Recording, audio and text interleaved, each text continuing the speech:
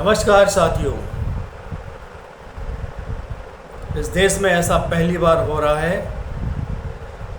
कि ऐसा लग नहीं रहा है कि कोई देश का प्रधानमंत्री किसी राजनीतिक रैलियों में भाषण कर रहा है या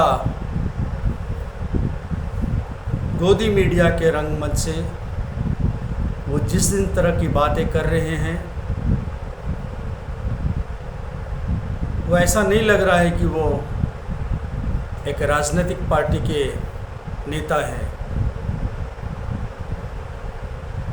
वैसे तो जब वो बोलते हैं तो इस तनाव भरी ज़िंदगी में लोगों का मनोरंजन करने का थोड़ा वक्त मिल जाता है। उनके बातों पे लोग अब गंभीरतापूर्वक गौर करना बंद कर दिया है, बजाय वे उनकी बातों पे हंसने लगे हैं, उनका मनोरंजन होने लगा है। बात कभी वो कहते हैं कि माँ गंगा ने उन्हें बुलाया है, फिर वो कहते हैं माँ गंगा ने गोद लिया है। कभी वो कहने लगते हैं कि उनका जन्म बायोलॉजिकल जन्म नहीं हुआ है, बल्कि वो परमात्मा के द्वारा भेजे गए हैं कुछ काम कराने के लिए। फिर कभी भैंस खोल लेने की बात करते हैं, मंगलसूत्र की बात करने लगते हैं, बेच देंगे, ये घर बेच देंगे, बल्ब खोल लेंगे, टोटी खोल लेंगे, बिजली नोच लेंगे। ऐसा लगता है कि 2014 के बाद ही इस देश की जनता ने बिजली देखा है।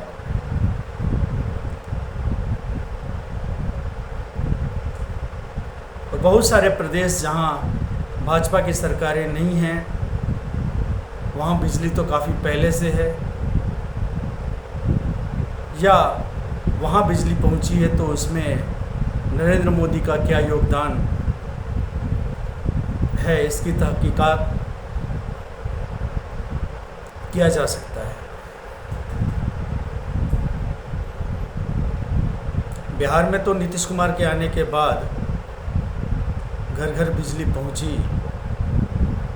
इसी तरह पश्चिम बंगाल में तो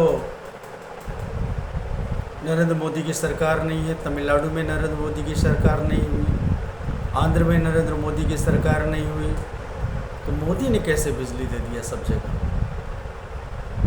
क्या उत्तर प्रदेश में मोदी के आने के बाद बिजली नहीं था घर घर गाँव में? ये तो विकास का क्रम है। जैसे जैसे वक्त बीतता जाता है, वैज्ञानिक शोध होते जाते हैं, संसाधनों की प्रचुरता होती जाती है, ये विकास की जो धारा है उस धारा की देन है। और कोई व्यक्ति अगर राजनीतिक व्यक्ति है, चुनाव लड़ता है, तो वो कैसे बायोलॉजिकली उसका जन्म नहीं हो सकता है? ये तो अपने आप में एक हास्यास्पद बातें हैं।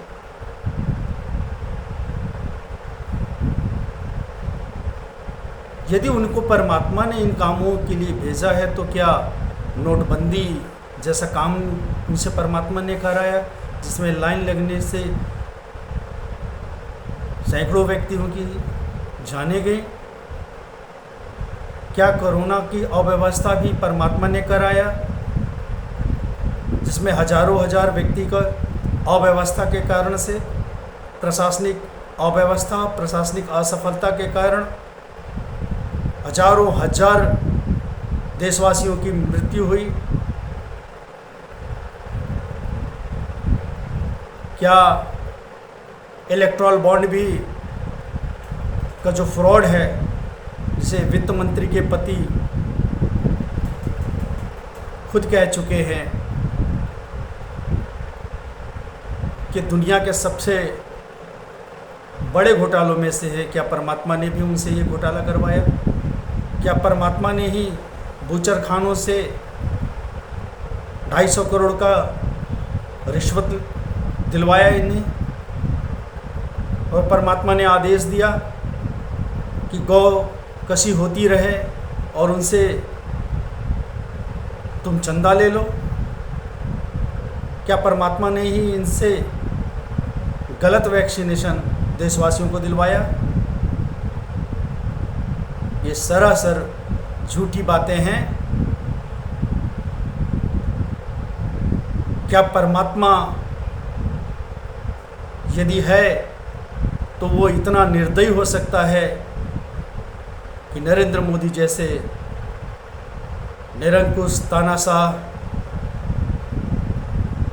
और हत्याओं से खेलने वाला व्यक्ति को इस धरती पे भेजेगा भारत का काम कराने के लिए, जिनसे महिलाओं की इज्जत आबरू की रक्षा नहीं हो पाती? मणिपुर हो, चाहे महिला पहलवान हो, चाहे बिल्किस बानो हो,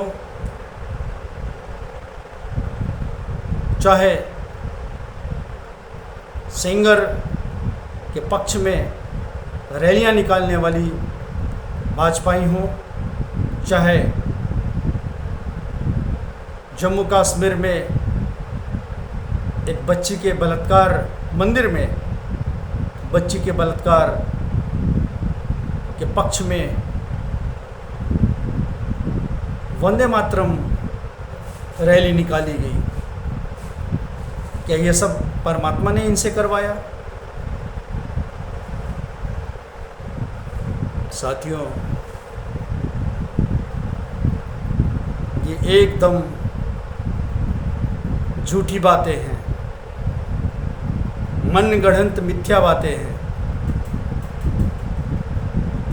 और लोगों में अंधविश्वास फैलाकर उनसे वोट हड़पने की एक रणनीति है, ताकि जो सरल और पढ़े लिखे देश की जनता नहीं है, जिन्हें बचपन से आस्था की घुट्टी दी गई है, ऐसे आस्थावान लोग यह समझ बैठे कि वाकई इन्हें परमात्मा ने भेजा है और इनके हमेशा हमेशा के लिए इनका मानसिक गुलाम हो जाए। सिर्फ और सिर्फ ऐसे मतदाताओं को टारगेट करके ऐसे वक्तव्य दिए जा रहे हैं ताकि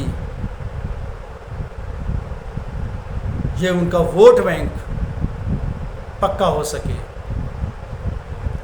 और दूसरी तरफ लोगों पे आरोप लगाते हैं कि वोट बैंक के लिए मुजरा करने चाहे उनके सामने।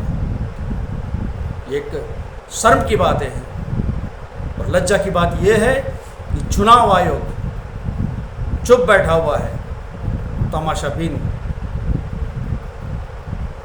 बना बैठा हुआ है।